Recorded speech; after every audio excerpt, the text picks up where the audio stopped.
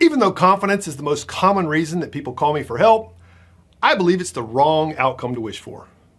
Instead, speakers should aim for competence, not confidence. One leads to the other, of course. In our newsletter this month, we talked about the importance of defining what you're trying to do as the precursor to obtaining confidence. Now, in this short video, we'll look at practical steps that you can take even if you never feel confident. There is no guarantee your mind will ever catch up to your ability. There are plenty of people in all walks of life who are amazing at what they do, but they never get confident. They've learned to live with their nerves, their imposter syndrome, and their doubts. Many musicians and actors fall into this category. Sports stars frequently confess to butterflies and negative thoughts.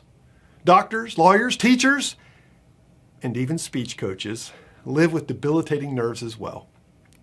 Maybe you can't become confident, but here are a few things you can do when dealing with those pesky nerves and anxiety. First, recognize that confidence lives in the mind, and no one can see inside your mind unless you let them in by telling them. So the first tip for nervous speakers is not to tell their audience that they're nervous. The audience will make their own judgments based on what they see and hear, which leads us to the second point and a big idea. Control what your audience sees and hears. We go over the specific details in our live workshops and online training, but they all boil down to this statement. Look like you want to be there. Your posture, your facial expressions, and your delivery matter here. Nervous people can smile, even though they may not feel happy or excited. Strive and commit to smiling, at the appropriate times, of course. Nervous people can stand up straight or sit straight and stop fidgeting. But it takes intentional effort. Practice standing up straight and keeping your arms still. We coach our speakers to leave their arms relaxed by their side, except when gesturing. If you're not thinking about your hands or you're not trained to keep them still, my guess, based on thousands of observations, is that they'll be fidgeting. That's often a telltale sign of nervous speakers. Stop the movement.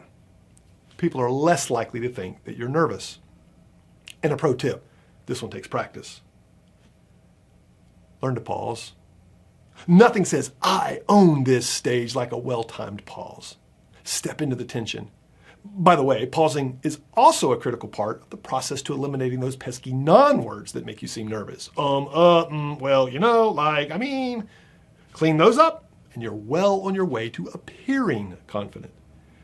In time, people who get good at speaking will become more confident, but anyone can look confident even if they're not. For more tips and a more in-depth look at the issues surrounding confidence in speaking, check out our online course, appropriately titled Confidence in Speaking. It's available now at onlinestagecoach.com.